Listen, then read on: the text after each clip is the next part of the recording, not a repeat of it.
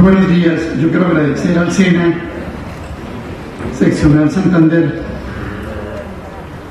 la invitación que me ha hecho en el día de hoy para participar en este foro. Saludar a los directivos del SENA, al doctor Puyana, al doctor Martínez, al doctor Jiménez, a todos los miembros del panel, a los empresarios, profesores, instructores, estudiantes del SENA, a los miembros de su consejo seccional.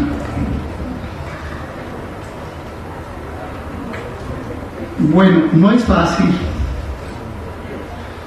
intervenir en este auditorio después de escuchar tantas bondades sobre el Tratado de Libre Comercio y venir un poco en términos de aguafiestas, como se nos llama ahora. Pero la verdad es que, como decía Goethe en su Fausto, verde es la teoría y gris el árbol de la vida.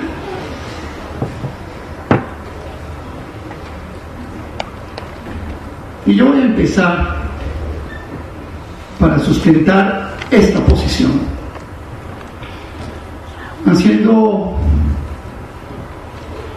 una especie de pequeño orden. Yo no voy a proyectar absolutamente nada.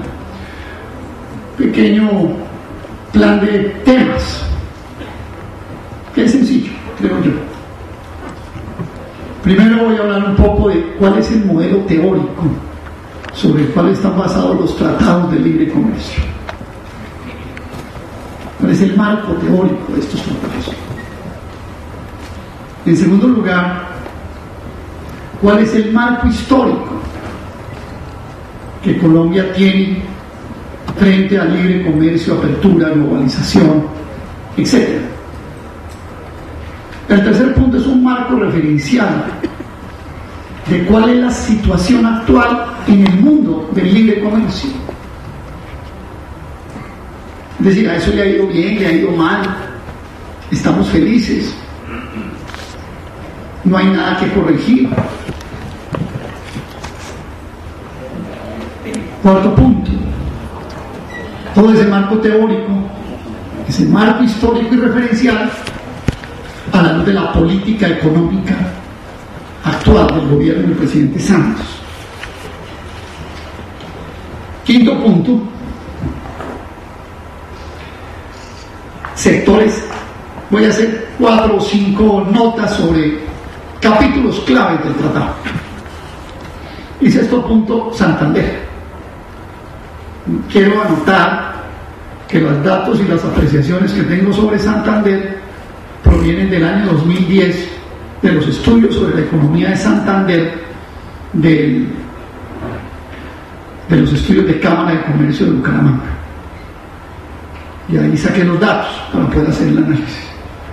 Aspiro a que en el 2011 las modificaciones no sean muy sustanciales, pero ustedes entienden que no es fácil desde Bogotá conseguir una información al día y suficiente por la red. Y digamos que el último punto sería un poco mirar alternativas frente a las críticas que vamos a presentar. Marco teórico. Cuando el libre comercio, las aperturas y la globalización se impulsaron en el mundo hace ya 20 años, es decir, hoy ya podemos hacer un juicio histórico sobre esto, se montaron fundamentalmente sobre 3 grandes premisas, a mi modo de ver. La primera y la más elemental es la que se llama el teorema de la ventaja comparativa de David Ricardo. Teorema pues que lleva ya, le estamos celebrando los 2 siglos, y que partía de aquello de que en el mundo del comercio los países podían especializarse en aquellos bienes en los cuales tenían menores costos debido a que eran elaborados con el recurso más abundante en la respectiva economía.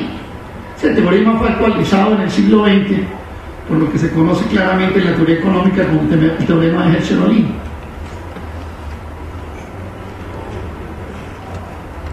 paño inglés y vino portugués, dijo Ricardo en su momento. Que es algo así como Colombia, países tropicales, productos tropicales, Estados Unidos, cereales y oleaginosas. O como dijo el ministro Arias en el foro del Congreso de la República, en las comisiones segundas de Senado y Cámara, cuando tuve la oportunidad de debatir con él, uchuva por trigo. Con ese argumento se aprobó en el Congreso de la República el Tratado de Libre Comercio con los Estados Unidos. Yo fui contradictor del doctor Arias en ese debate. Pero hay un caso mejor todavía, más vivo, más palpable, que es el de la Unión Europea. ¿Cómo se ensambla la Unión Europea en términos de libre comercio, aperturas, etc.?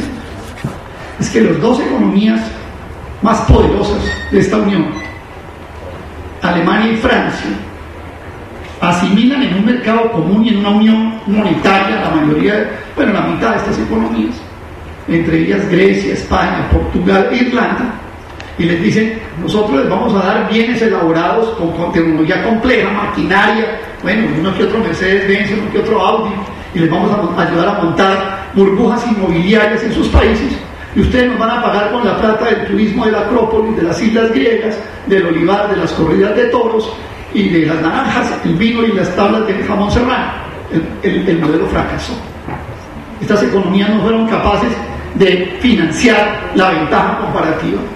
Entraron a una situación de déficit recurrente en su balanza, en la cuenta corriente de su balanza de pagos, financiaron esto con endeudamiento y hoy están a punto de llevarse el mundo por delante.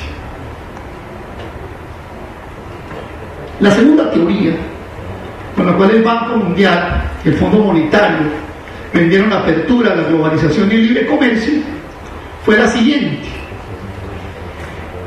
en la medida en que el libre comercio avanza y la apertura y las globalizaciones avanzan, va a haber una convergencia en el desarrollo de las economías. Es decir, todos nos vamos a poner a vivir igual. Obviamente no era que Estados Unidos se iban a poner a vivir como África, sino que África y América Latina nos íbamos a poner a vivir como Estados Unidos. El resultado está de lejos visto. Hoy estamos hablando de una economía mundial donde fácilmente uno puede decir que el 10% de la población tiene el 90% del ingreso mundial. Pero incluso no solamente entre las economías, sino dentro de las economías. Y la prueba más clara de esto es Occupy Wall Street, 99% contra el 1%, el 99% de la sociedad norteamericana contra ese 1%.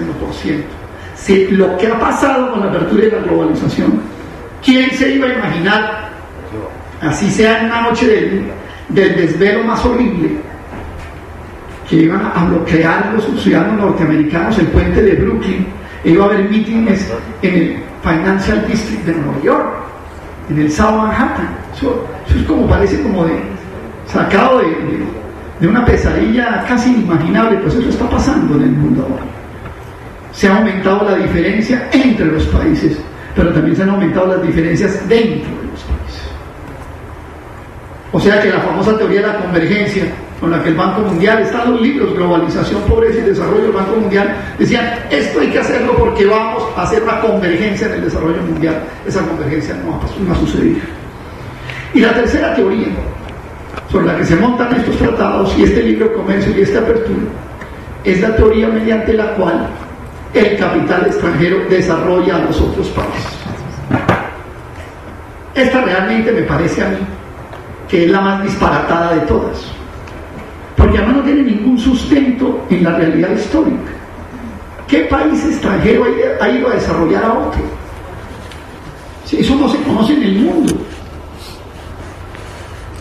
Yo hago una pregunta: ahora hay ciertas campanas al vuelo porque India y China. Bueno, yo pregunto, ¿India sería lo que es ahora, siendo, pues con todas sus deficiencias, lo mismo si no se hubiera independizado de Inglaterra? ¿Y China sería lo mismo si no se hubiera independizado de Japón? Bueno, y Estados Unidos no sería lo mismo si hubiera independizado de Inglaterra. Bueno, y Colombia no sería lo que es hoy, con todo su tercer puesto de desigualdad en el mundo, si no se hubiera independizado de España. Nunca en la historia de la humanidad, no hay una teoría, ni una, No hay un ejemplo en el mundo que demuestre que el capital extranjero desarrolla a otros países. Pero es más, sí están las teorías que señalan, y en esto pues hay economistas, los que ustedes quieran, remito solamente a Bresser Pereira, uno de los principales arquitectos de la economía brasileña, que señalan cómo el capital extranjero, cuando las economías se vuelven dependientes del capital extranjero, esas economías generan lo que se llaman déficits gemelos, que son déficits fiscales y déficits en la cuenta corriente de la balanza de pagos, pero además tiene un efecto más perverso, en la medida en que las economías van dependiendo del ahorro externo, van sustituyendo ahorro interno por ahorro externo y se crean economías claramente dependientes. De tal forma que ninguna de las tres teorías sobre las cuales está montado el libre comercio, las aperturas y la globalización, hoy, después de 20 años, podemos decir que funcionó. Ni la de la convergencia económica, ni la del teorema de la ventaja comparativa, ni la del capital extranjero como motor del desarrollo. Entre otras cosas, porque con respecto al capital extranjero quiero señalar dos asuntos más. Uno, es que en la medida en que el capital extranjero va penetrando los países y se va ubicando en determinados sectores, va moldeando la estructura económica de esos países hacia los sectores que les interesan, que es lo que estamos viendo hoy en Colombia, con que un 80% de la inversión extranjera se va a minería y a hidrocarburos, y el país se vuelve un país pues exportador de recursos naturales y materias primas. Eso está estudiado, y los remito a que hagan estudios, que hagan los estudios de la CEPAL sobre inversión extranjera. La CEPAL tiene hasta cuadros hechos país por país donde el capital extranjero invierte y cómo moldeando las economías según su antojo y según su interés. Luego, digamos en primer lugar que en el marco teórico, ninguno de las tres teorías con las cuales se montó el libre comercio, el teorema de la ventaja comparativa, con sus derivados de David Ricardo y Esquerolín, la teoría de la convergencia y las teorías del capital extranjero funcionaron. Luego, estas son el libre comercio es realmente un modelo sin teoría consistente que lo pueda responder. Por eso, no tiene teoría. El segundo punto es el marco histórico. Bueno, si no hay teoría, vamos a los datos, ¿cierto? Para ver si nos podemos inventar una. ¿Cuál es la experiencia? Te doy un vasito de agua, espero que no me esté aplicando la ventaja comparativa.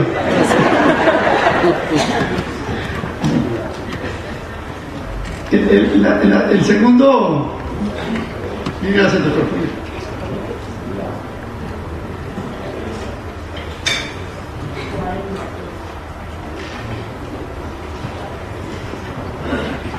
¿Cómo le fue a Colombia en la apertura? Hay datos. En agricultura importábamos 1.500.000 toneladas en el año de 1989 de productos agrícolas y del ámbito agropecuario. Hoy importamos más de 10 millones de toneladas. Importamos el 95% del trigo hoy, el 100% de la cebada, el 75% del maíz, el 90% de la soya, el 90% del sorgo, el 33% del frijol, todo el garbanzo, toda la lenteja, toda la arveja seca. El país perdió su seguridad y su soberanía alimentaria en los bienes fundamentales de la dieta básica: cereales, oleaginosas y granos. Y puedo decir algo, a ver si de pronto me equivoco, seguramente, pero la participación de la agricultura en el Producto Interno Bruto del país en el año 95 era más o menos del 16-15%, hoy estamos en menos del 8%. El caso de la industria es, incluso a mi modo de ver, peor. Lo que pasa es que es menos difundido. Los industriales protestan menos que los agricultores, ¿sí? Ese es un defecto que tienen los industriales, ¿sí? Y ahora con el de Corea ya empezaron un poquito a protestar, pero falta. Y en ese sentido, uno puede decir que el desastre industrial del país es enorme. En primer lugar, hay un estudio muy interesante de los profesores de la Universidad del Valle. Yo lo tengo consignado en mi último libro, Confianza Inversionista, que se lo remito. En ese libro en ese estudio se muestran algunas cosas que yo quiero traer a colación en el caso del desastre industrial por la apertura. Pero la primera de ellas es esta. Es obvio que se hubo una transformación industrial en el país. La industria nuestra, y ahora el doctor Jiménez, con lo que ha dicho, pues refuerza esa concepción que aquí yo voy a exponer, y es que la industria nuestra se vuelve fundamentalmente una industria de ensamble. Es decir, las cadenas de valor que provenían de producir y elaborar la materia prima, transformarla industrialmente y producirla en el mercado nacional, se desapareció. Y yo me voy a adelantar un poquito y lo voy a decir con todo el respeto que me merecen, pero pues aquí me invitaron hoy, me dieron un pasaje para levantarme a las 4 de la mañana, fue para ir a decir la verdad y no para ir a decir mentiras, ¿cierto? Y yo ya voy a mediodía. Entonces, un ejemplo clarísimo es el de la industria avícola, aunque es una agroindustria. La industria avícola es una maquila, trae la base genética importada, trae las materias primas o los productos balanceados importados, aquí los junta con mano de obra colombiana y hace un huevo y un pollo. Es así.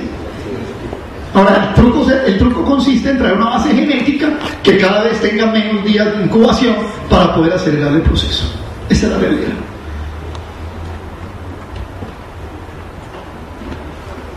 Y con la industria en general pasa lo mismo. Son industrias de ensamble, de maquila, con bien de capital importado, con materia prima importada. La industria química nuestra, realmente aquí en Colombia lo que agregamos es el agua. Y ha perdido cualquier valor agregado. Pero además es una industria que con los bienes de capital que ha traído, muchos de ellos de segunda. ¿Sí? Son muy pocas las industrias en Colombia que traen equipos de primera, de alta tecnología. Eso sí, eso es regado entre los industriales, eso lo sabemos todos, ¿cierto? Todas estas industrias no han podido avanzar a un segundo nivel, a una segunda fase de industria más compleja. Le seguimos en alimentos, vestuario, etcétera, calzado, sí. No hemos podido avanzar. Hay nichos. Bogotá, que de lo más, digamos, posibilidades de acceso tecnológico, tiene datos como este. Miren, la industria en Bogotá era una industria que era el 17% del Producto Interno Bruto de Bogotá hace 15 años. Hoy, a duras penas, es el 10% del Producto Interno Bruto. Bogotá está dando de ser una ciudad industrial. Y el nicho de industrias tecnológicas no es ni el 0,5% del Producto Interno Bruto de Bogotá. Ese es el resultado de nuestra industria en esta época de apertura. Agro e industria. Pero yo diría también que hay un resultado que aparece en lo oculto. No se saca mucho a relucir. Es la desnacionalización del país. Todo el aparato industrial, todo el aparato económico ha quedado en manos del capital extranjero. Sí, casi que no hay, hasta Protabaco ya quedó en British Tobacco. ¿Sí? Aquí voy a hablar de tabacaleras, por tabaco es Philip Morris. Por ahí quedarán unos cigarritos San Gil, me imagino, una cosa así. Pero todo quedó en manos del capital extranjero. Todo quedó en manos del capital extranjero.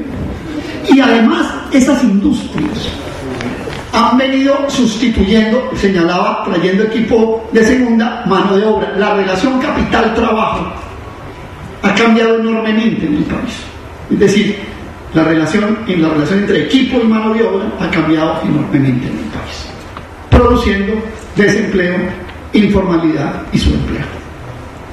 Sí, la gran causa del desempleo en Colombia es la quiebra del campo y la desestructuración de nuestro aparato industrial. Eso se traduce en rebus. Y tengo unos datos seguramente incorrectos, ya señalé cuáles son las notas, pero yo sé que Bucaramanga ha tenido una situación de empleo incluso por debajo de 2 dígitos ya desde hace algún tiempo.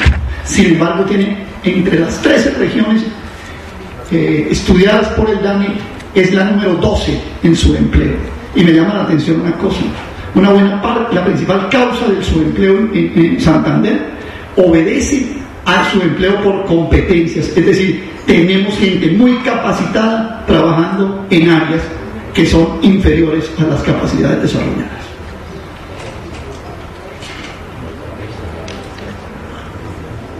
El tercer punto es la crisis actual de la economía mundial. Yo hago una pregunta. Esta crisis actual de la economía mundial no tiene nada que ver con el neoliberalismo, ni con el libre comercio, ni con la apertura, ni con la globalización. No solamente no tiene que ver, sino que las premisas sobre las cuales se realizó la Organización Económica Mundial en los últimos 20 años dispararon, casi que sin precedentes, las complejidades y las contradicciones propias de la organización capitalista. Yo escribí un libro sobre este asunto que se llama El infarto de Wall Street, no sé si algunos de ustedes lo han leído, pero es un libro en el cual hago algún detalle sobre lo que ha pasado en el mundo y ubico la crisis mundial en 4 grandes contradicciones. Primero, una contradicción propia de la tasa de ganancia del capital. Yo medí la tasa de ganancia del capital en los Estados Unidos por el método actualmente aceptado, que es dividir el Producto Interno Neto, descontarle ese Producto Interno Neto del fondo salarial y dividirlo por el equipo productivo norteamericano. Y me encontré, pues claramente hasta el año 2008, una caída en la tasa de ganancia del capital norteamericano. Y lo volví a recalcular, para los últimos 3 años y me encontré que la recuperación de la tasa de ganancia del capital en los Estados Unidos apenas se ha incrementado en 1 centésima en los últimos 3 años. Y entonces me puse a averiguar por qué se había recuperado si es esa centésima. Por una reducción en el fondo de salarios. ¿Cuál es la situación del empleo hoy en los Estados Unidos? Estados Unidos redujo su población ocupada de 135 millones a 128 millones de personas, pero con un agravante adicional.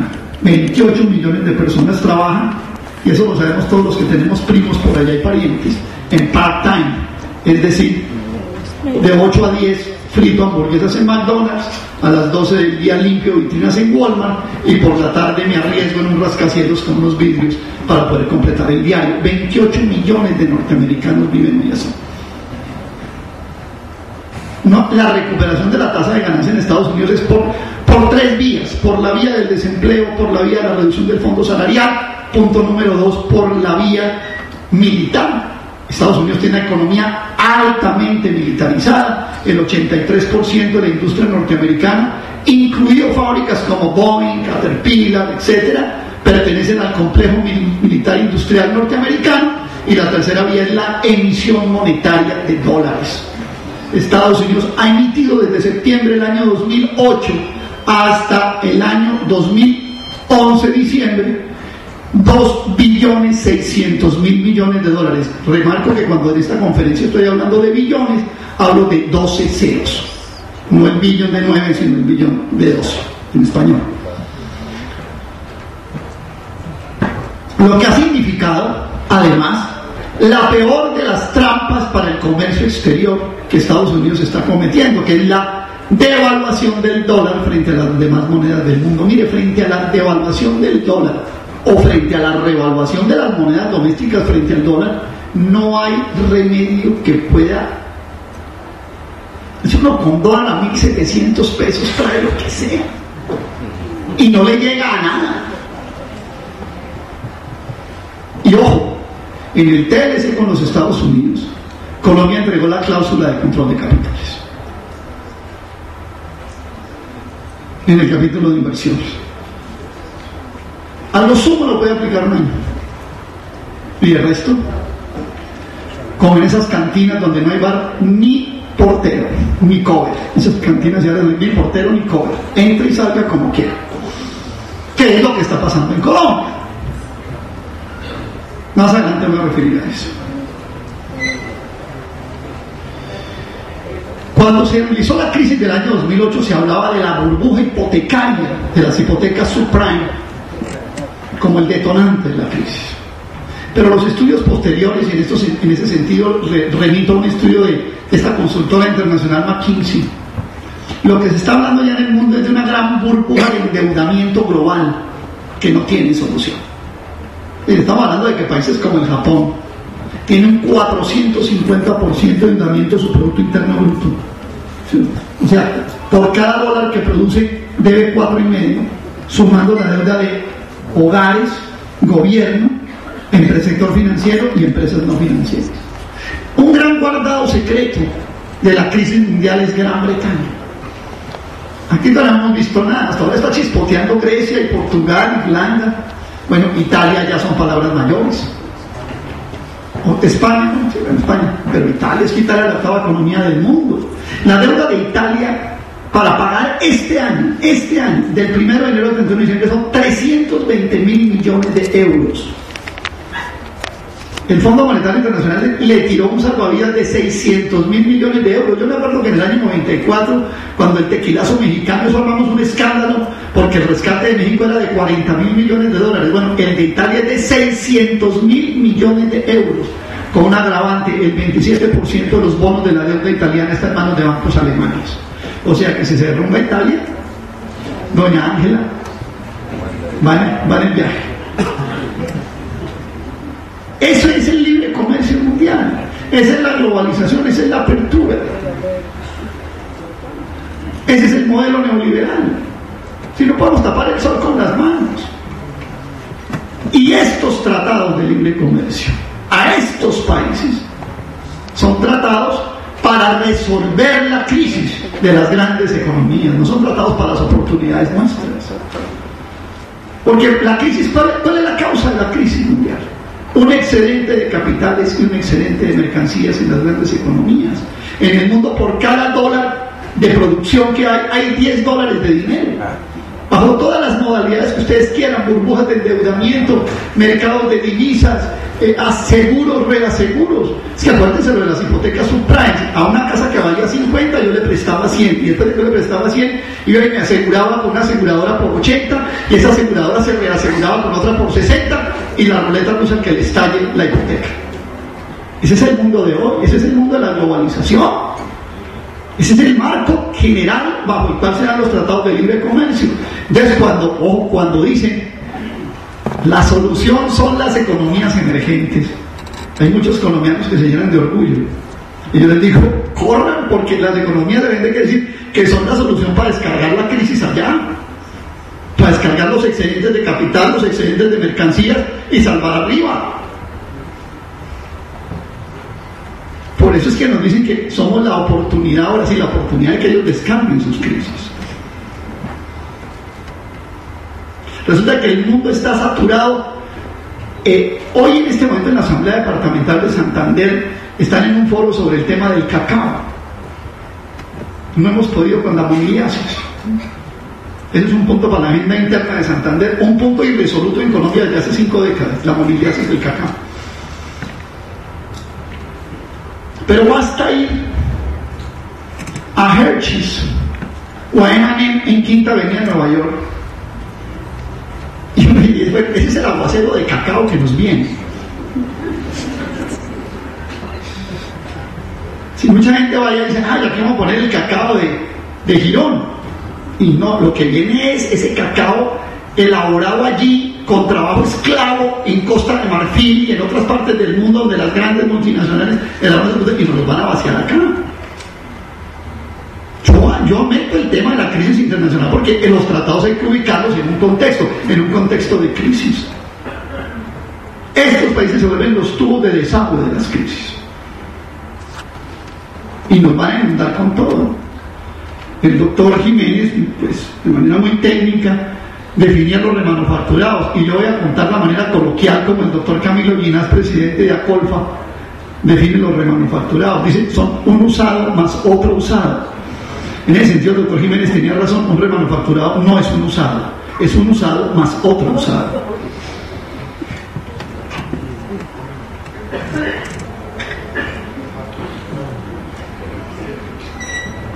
Y una pequeña nota sobre esta crisis mundial. La política económica del presidente Santos y el ministro Echeverri es la más riesgosa de todas las políticas que se puedan tener en este momento de crisis.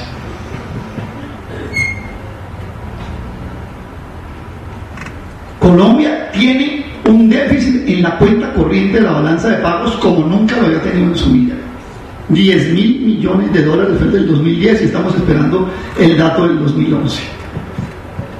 3% del Producto Interno Bruto, si se quiere, de los más altos de la historia del país. Que esa es la variable fundamental en un mundo globalizado. A mí me llama la atención que al ministro Echeverri le hacen una entrevista en el periódico El Espectador y habla de todas las variables, la inflación, el PIB, y no habla de una variable fundamental que es la cuenta corriente de la balanza de pagos, porque como todos ustedes saben, la cuenta corriente de la balanza de pagos lo que quiere decir es si el país consiguió los dólares que necesitaba para relacionarse con las demás economías, en comercio, en la cuenta de capital, en la cuenta de servicios, en las transferencias, etc. Al final está pasando esto. Miren, en el año 2000, yo tengo esto en mi libro Confianza Inversionista, en el año 2000, por cada $3.60 que se invertían en Colombia, se sacaba $1. Hoy, incluso es 0.90, se invierte 0.90 para sacar $1. La inversión extranjera, me lo dijo una vez un hombre de Wall Street en un debate como este en la ONU, el dinero va a donde puede salir. O sea que cuando uno oye 15.000 millones de dólares de inversión extranjera, dice, uy, van a sacar 30. Así es. Y tenemos en los activos en el país un componente de volatilidad, de inversión de cartera, que es acciones, etcétera, mercados bursátiles, de corto plazo y de largo plazo, tal vez de los más altos porcentajes de ese tipo de activos hoy en el país. Es decir, de esos capitales que en un momento dado, cuando la fiesta del segundo piso, que somos nosotros, se empiece a dañar, dicen, nos fuimos ya. Y bueno, ni hablemos, ni hablar del peluquín.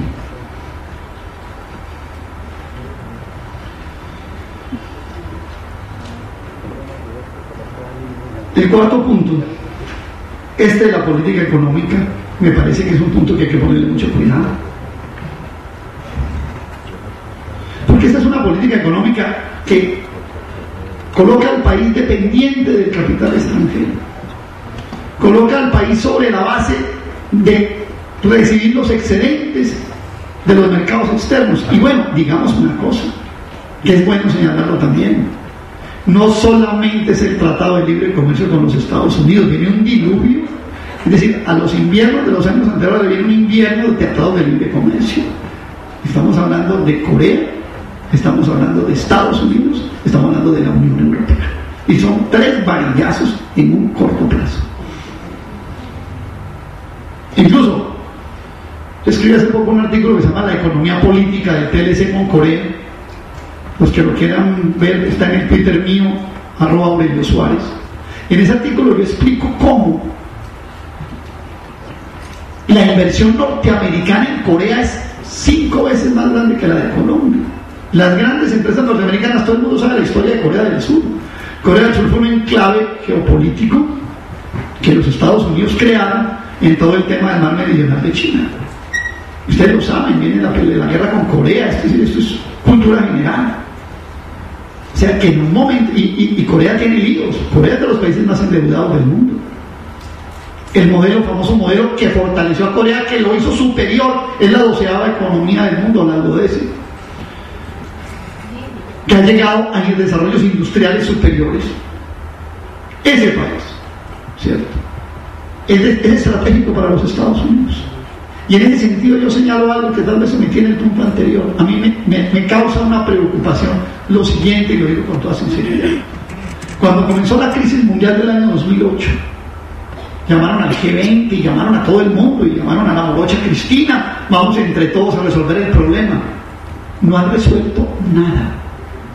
Y la decisión parece ser, sálvese quien pueda, en las economías mundiales.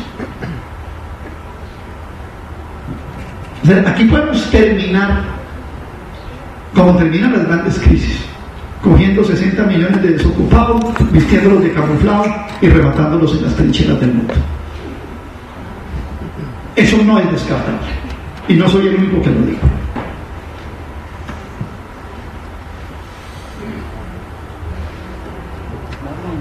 Voy a hablar un poco entonces también del tratado en sí.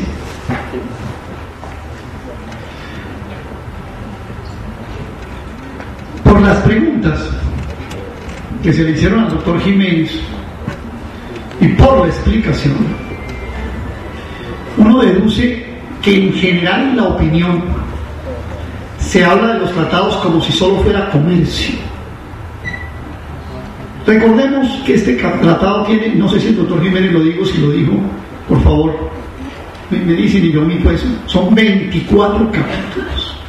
24. Y con Estados Unidos 24 capítulos. Miles de cláusulas, miles son miles, con letra del tamaño del directorio telefónico. ¿Sí? Miles de cláusulas. Notas de pie de página, ordinales, numerales, parágrafos, incisos, cartas adjuntas, archivos anexos. Pero además es la arquitectura de todos los tratados que Estados Unidos firma. Eso no fue que hicieron uno solo para Colombia. Eso es casi que una forma legis que se adaptan según ENI. Cuando uno va a la ley comercial de los Estados Unidos, a lo que se llama el Trade Act, y busca la definición de tratados de libre comercio, esa ley comercial dice que los tratados de libre comercio equivalen a los pactos de seguridad militar de la época de la Guerra Fría. Está en la exposición de motivos. Es decir, aquí no estamos hablando de la ventaja comparativa, no estamos hablando de mandar cacao a Santander y traer materias primas. Estamos hablando de un tratado que sobrepone sobre toda la estructura económica, social e institucional del país unas cláusulas. Recordemos que los tratados de libre comercio con América comienzan ¿cuándo? Comienzan en el año 94, que es el experimento con México y Canadá, pero se empiezan a irrigar después de que fracasa el ALCA en diciembre del 2013 en Miami. Entonces Robert Selig, el presidente del Banco Mundial, más o menos dice, ya que no los pudimos coger con tarraya, vamos a irlo cogiendo de uno en uno con caña de pescar, ¿cierto? Y se echaron Centroamérica, República Dominicana, Chile, Perú, Panamá y Colombia, y montaron en todo el este, el oeste de América, de Latinoamérica, toda esa franja de países con un tratado de libre comercio y en una contraposición, digamos, a lo que se llaman países pues, de gobiernos alternativos. De tal forma que estos tratados no son las instituciones. Ahorita alguien hablaba del doctor Puyana, quizá, hablaba de cómo es la cosa de las aduanas y si sí podrán controlar. Vamos a tener casi que un sistema de aduanas conjunto, con un comité aduanero que va a estar por encima de la aduana nacional. No solo son las cláusulas, son las instituciones que se crean. Y en ese sentido, ya hoy, como lo dijo la doctora o la señora Miriam Zapiro, una muy importante funcionaria del USTR de los Estados Unidos, cuando vino hace poco, después de que se aprobó el tratado en el Congreso norteamericano, vamos a empezar, digo, vamos, y si cae cuento, vamos, somos muchos, ¿no? Vamos a empezar a hacer las reglamentaciones, o sea, estas leyes que se van a hacer aquí van a ser a 4 manos. De entrada, y esto se lo dio el doctor Hernando José Gómez, Colombia, parte del espacio de tiempo que hay para entrar en vigencia el tratado es que Colombia tiene que, al ser aprobado el tratado, adherir a 10 tratados internacionales más que tiene que supervisar la Corte Constitucional, como el Tratado de Budapest, el Tratado de OMPI, etcétera, los tratados internacionales, porque esto va encadenado con otros tratados, fundamentalmente remitidos al tema de propiedad intelectual. No es realmente este tratado un tratado de comercio. Es más, lo que menos tiene es comercio. Es un tratado fundamentalmente de protección de inversiones. Es un tratado donde el capítulo, el corazón del tratado son las inversiones, al punto que cuando ustedes miran la definición de inversiones, inversión es todo, hasta la deuda subnacional quedó como inversión. Es decir, si una entidad extranjera, norteamericana, le presta al departamento de Santander, esa deuda queda cubierta por el capítulo de inversiones del Tratado de Libre Comercio. La propiedad intelectual se considera inversión. Si el país queda amarrado, pero además hay una cosa que es muy grave y no se dice. Hoy Colombia, antes de entrar en vigencia el tratado. Podría sacar unas leyes revisando la apertura y el libre comercio, en la medida en que el tratado ya entre definitivamente. Esto queda en el bloque de constitucionalidad y no es modificable ni por el Ejecutivo ni por el Legislativo.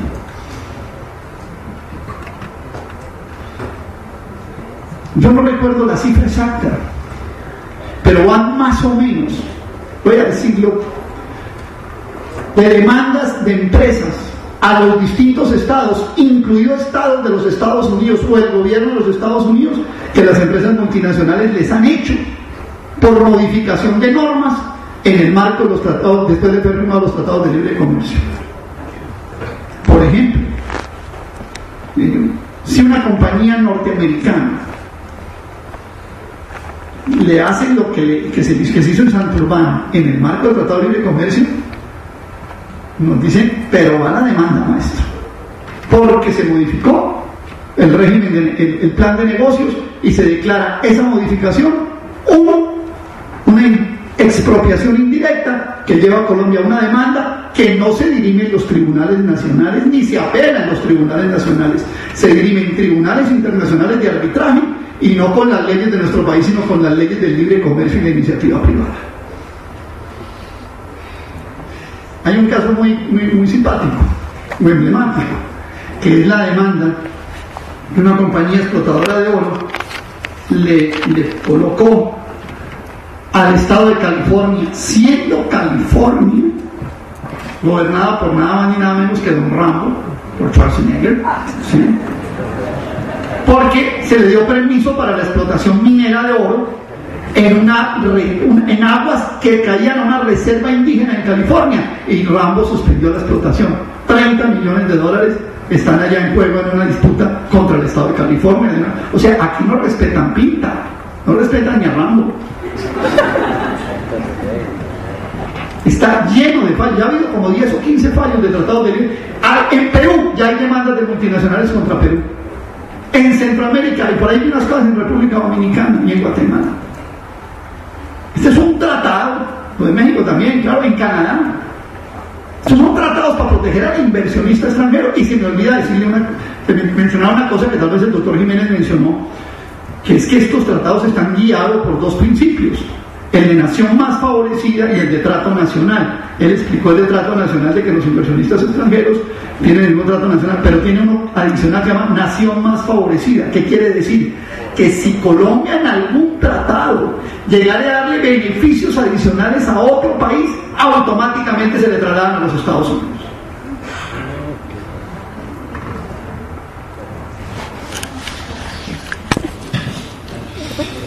Son normas iguales para países desiguales. Sí, es decir, Producto Interno Bruto de Colombia, tenemos los pasitos, es 40 veces menor que el Producto Interno Bruto de los Estados Unidos. O sea, es la diferencia entre una casa de un piso y un edificio de 40 pisos. Y cuando uno mira qué es lo que Estados Unidos compra, yo lo remito a un artículo mío, lo pueden encontrar en la red, que se llama Matemáticas Elementales para el TLC. Yo cojo todo el universo arancelario, porque como nos dicen, es el mercado más grande del mundo, y todos los colombianos pues se nos salen los ojos así, vamos a tomarnos el mercado más grande del mundo. Entonces yo cogí el mercado más grande del mundo, $1,5 billones de importaciones, y bueno, vamos a ver estos que compran, qué es lo que compran de lo de nosotros. $1,5 billones, y cuando ustedes van a leer el artículo, terminamos circunscritos a pelearnos con un poco de países, con todos los pobretones del mundo, un mercadito de $60,000 millones. Y ahí metan flores, banano, café, petróleo y chao, esmeraldas, oro. No estamos ni siquiera entre los 20 países que más confecciones le vende a Estados Unidos. O sea que para los uniformes militares que aquí nos prometieron, nos toca hacer cola de 21, digamos que de 21. Porque es que el listado de los Estados Unidos solo tiene hasta el puesto 20 y no está Colombia. Entonces, pero bueno, no es optimista y no somos de 21. ¿Sí? No salimos en el boletín, pero ahí estamos. Esa es la realidad de ese tratado. Voy a hablar un poco de Santander para terminar y hacer la propuesta. Bueno, reitero, estos tratados ¿qué son? Son confianza inversionista elevada a norma constitucional. Y reitero, confianza inversionista especialmente en los renglones donde está la inversión extranjera, petróleo y minería.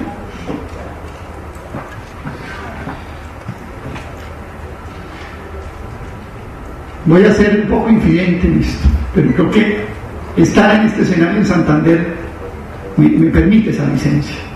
Estuve hablando con el doctor Rafael Nieto, que fue nombrado y ya se retiró de la compañía de Santurbán.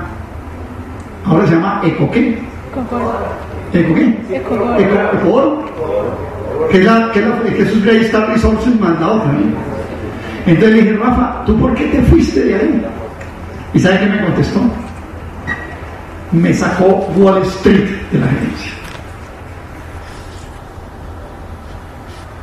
Me sacó Wall Street, el fondo de inversiones, porque es que ni siquiera los dueños de esa mina son mineros, es un fondo de inversiones.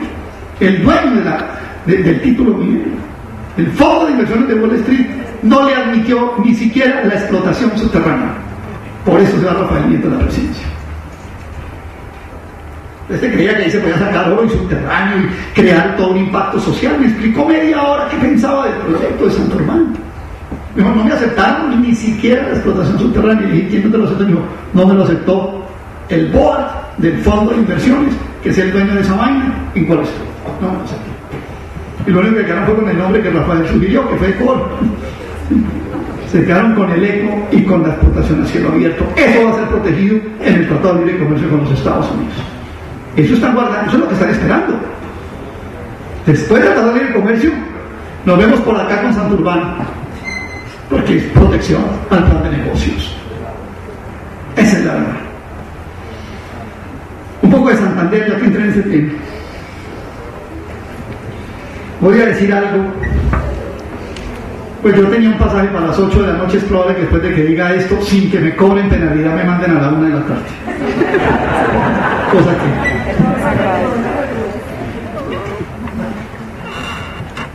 Pero se los quiero decir con toda la sinceridad y aprecio, entre otras cosas porque tengo familiares, parientes, amigos en Santander, por mis dos ramas familiares, gente que aprecio mucho. Y lo digo con toda la extremación. Yo creo que el Tratado de Libre Comercio coge a Santander en el peor de los momentos. Y voy a sustentarlo con los datos de la economía santanderina.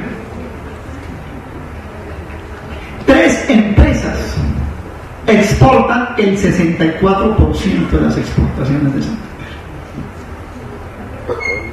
Y 2 sectores, petróleo y café, exportan el 82% de las exportaciones de Santander. O sea que realmente el potencial exportador de este departamento está bastante menguado. Yo me fui a mirar las cifras, vestuario y calzado, de esos parientes míos santanderianos, Sarmientos y Suárez Mota, primos míos. El calzado, el vestuario santanderiano. Suárez Mota, el notario y el oncólogo, son primos míos. Hijos de Pedro Luis Suárez, tengo yo a conocer a otro puñado. O sea, tengo que sacar el parentesco aquí para que vean que no. Y mi hermana es casada con un primo de Luis Carlos Galán, o sea, no es de enquina que le tenga a los santanderianos, pues tengo que decirlo así. Los 2 productos que exportan son petróleo y café. ¿Dónde más potencial exportador? Mire lo de vestuario y calzado. $5 millones en el año 2010 de vestuario y 5 millones de calzado. ¿Cuál es el potencial exportador? Es que a nosotros nos sangraron y ahora nos dan un tratado de libre comercio por las oportunidades. Llevamos 5 años hablando de la agenda interna. Y uno a veces, realmente se los digo con toda sinceridad, a veces pienso que es mejor que no haya agenda interna, porque mientras más malas las carreteras, por lo menos con más dificultades les cuesta llegar hasta por acá. Sí, es así, que nos van a inundar. Son remanufacturados. El doctor Jiménez puso allí una frase que es una trampilla, ¿no?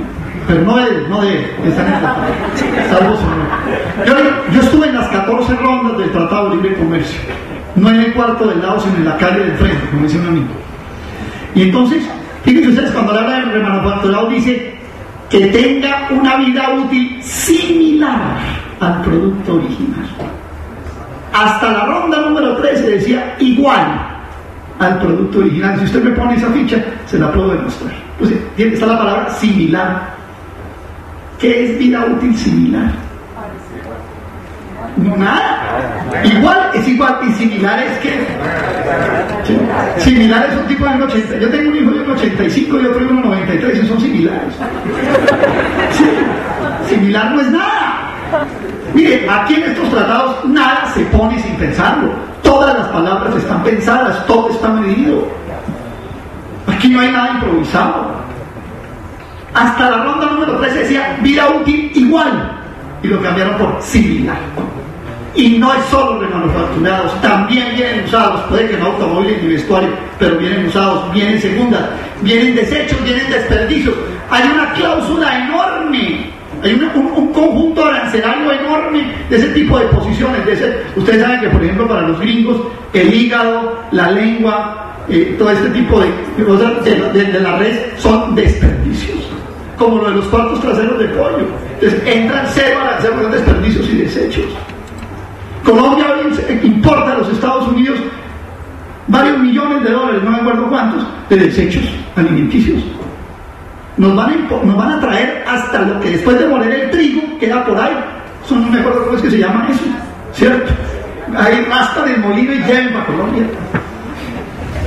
Un amigo mío decía que nos van a mandar todo eso que aparece en las películas de buenos y malos en los cementerios de los carros. Les echan un poquito de Coca-Cola para desoxidarlo, una bolsita de zip y tírenlo. Porque el problema ya es de excedentes de mercancías, hay que entender ese problema. O sea, lo que intentan es vaciar. No hay un solo modelo econométrico, ni uno, de los hechos por el gobierno, que muestre que las exportaciones van a crecer más que las importaciones.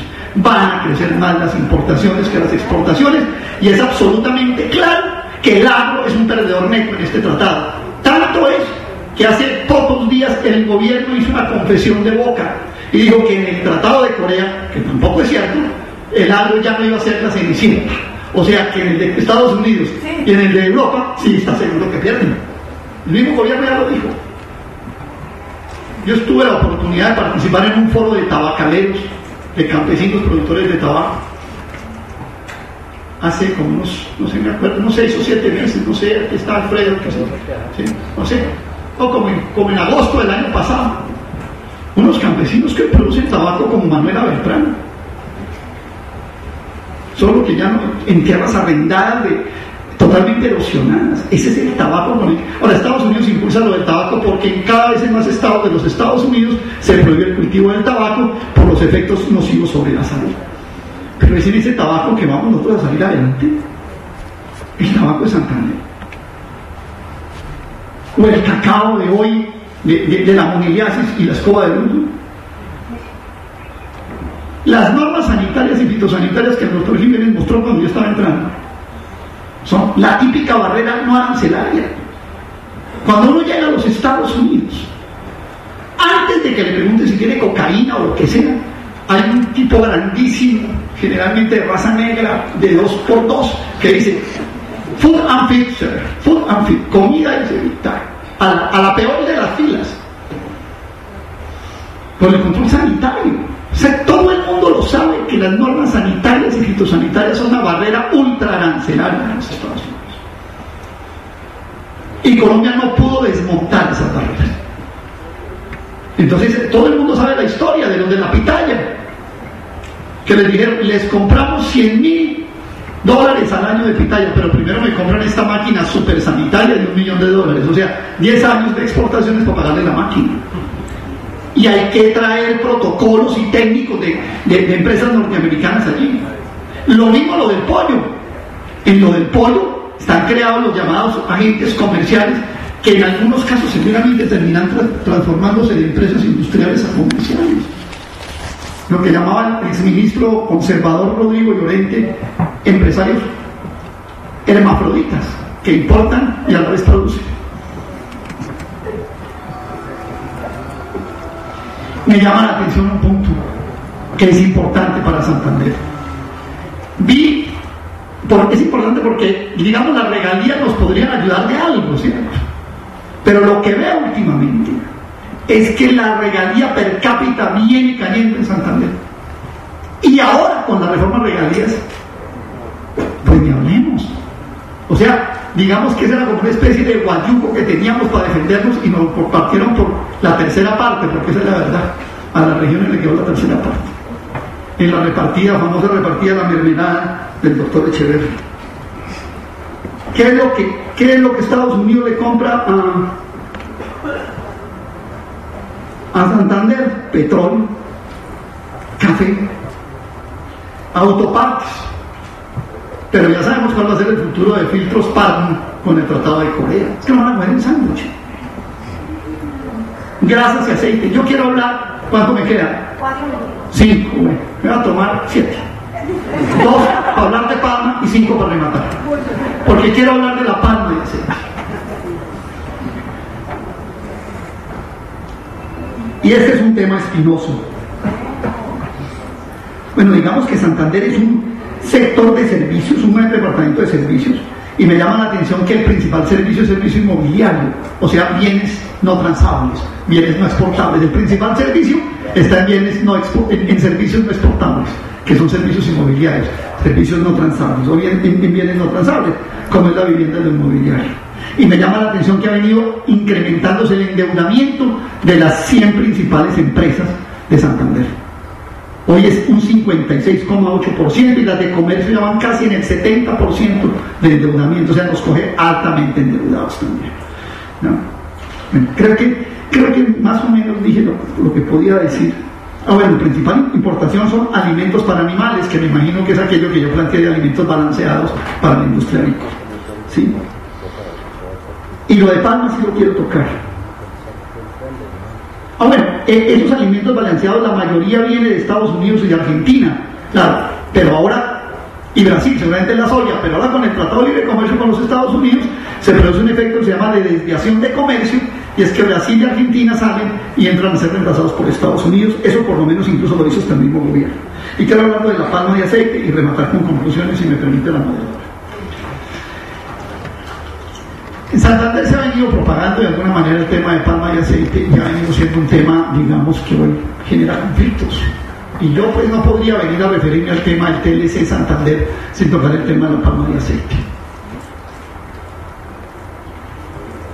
Digamos de entrada que uno saluda de bien que las relaciones obrero-patronales se den en las mejores condiciones, por lo menos en términos del Código Sustantivo del Trabajo, para poner eso como punto mínimo. Creo que eso lo debe pues respaldar cualquier persona que esté con esta democracia. Pero sí deja una sensación agridulce en que mientras Estados Unidos puede venir a revisar las relaciones obrero-patronales, Colombia no lo puede hacer allá. Sabemos cómo son las relaciones obrero-patronales de los cultivos de girasol y de los cultivos de canola y de los cultivos de maíz, porque nos van a inundar con aceite de girasol y aceite de canola. Cuando el presidente Uribe fue en febrero del año 2006, incluso con agrodiesel y con etanol, porque el etanol puede ser importado. Cuando el presidente Uribe en febrero del año 2006 dijo que iba a negociar, a rematar el tratado, y entregó el arroz, el maíz y los cuartos traseros de pollo, obtuvo, digamos, unos ventajitas para los de palma de aceite y la caña de azúcar. La crisis norteamericana, y es la interpretación que yo hago, ha modificado esas ventajas. Y a través de estándares laborales y estándares ambientales se le quiere crear desventajas competitivas a estos sectores para debilitarlos ante las importaciones de jarabe de maíz, aceite de soya, aceite de girasol, aceite de canola. Dejo ese punto como un punto que amerita una discusión importante, pero quisiera dejarlo sentado. Diciendo de antemano que la ganadería tampoco tiene ni riesgo por las normas sanitarias y fitosanitarias. ¿Qué hacer? Hombre, lo primero es que cualquier día que llegue un gobierno sensato a este país y este tratado esté andando, necesariamente este tratado tendrá que renegociarse, sin duda. Es un tratado absolutamente desventajoso para Colombia. Con este y otros tantos, pero digamos que este, para empezar. En segundo lugar, el país tiene que hacer una modificación de su política económica. En una discusión en el Consejo de Salarios, el doctor Luis Carlos Villegas me decía: doctor Suárez, si la situación es tan grave, no podemos subir los salarios. Le dije: no, si la situación es tan grave, hagamos control de capitales, hagamos importaciones selectivas, creemos dólares diferenciales para las importaciones, como hace cualquier economía del mundo. Mire, van más de 200 medidas de este tipo, tomadas por las principales economías del mundo desde el año 2008. Es más, en el mundo lo nuevo hoy, lo que realmente todo el mundo está haciendo, no es libre comercio, sino proteccionismo. Esa es la realidad. Vaya, miren la realidad económica. Yo creo que tenemos que fortalecer el mercado interno, volver a crear nuestras cadenas de valor, volver a crear nuestras cadenas productivas. Y por supuesto, agenda interna. Pues que agenda interna es: haya o no haya TLCs. Hay que acabarle los huecos a la carretera que va de aquí a San Alberto.